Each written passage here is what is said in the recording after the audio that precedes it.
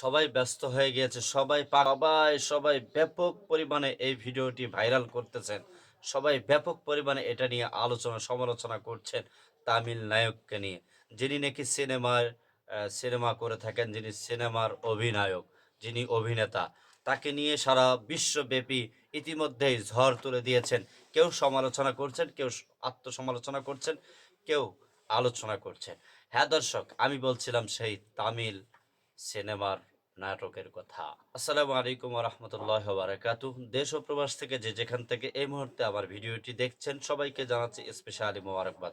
দর্শক, আমি আজকে কোন টপিক নিয়ে কথা বলতে যাচ্ছি আশা করি আপনারা ইতিমধ্যেই বুঝতে পেরেছেন।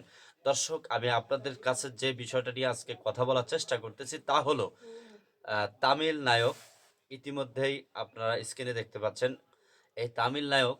এই ভাইটি দেখেন, ইফতারকে কেন্দ্র করে ইফতার মাহফিলে অংশগ্রহণ করেছেন, মুসলিমদের ইফতার মাহফিলে অংশগ্রহণ করেছেন এবং সেখানে ইফতারও খাচ্ছেন সবার সাথে।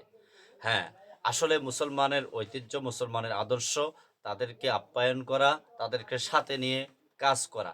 তবে হ্যাঁ, সেখানে উদ্দেশ্য যদি হয় ইসলামের মহাব্বতে, ইসলামের সৌন্দর্য, ইসলামের প্রতি আকৃষ্ট হয়ে সে এই ধর্মে আসার জন্য সে এইরকমভাবে সে আমাদের সাথে ইফতার করছে মুসলিমদের সাথে, তাহলে এটা অবশ্যই প্রশংসনীয় এবং প্রশংসার যোগ্য।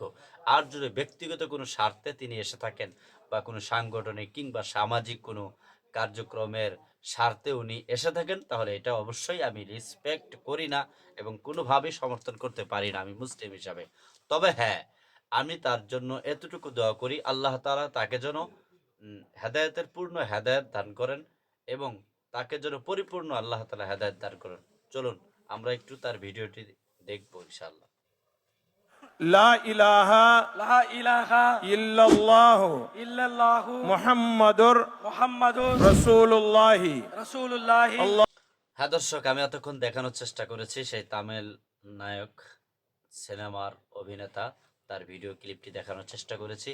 এতে আপনাদের মতামত কি? অবশ্যই গুরুত্বপূর্ণ মতামত আমার কমেন্ট বক্সে জানিয়ে আমাদেরকে বাধিত করবেন ইনশাআল্লাহ তাআলা। আল্লাহ হাফেজ। আসসালামু আলাইকুম ওয়া রাহমাতুল্লাহ।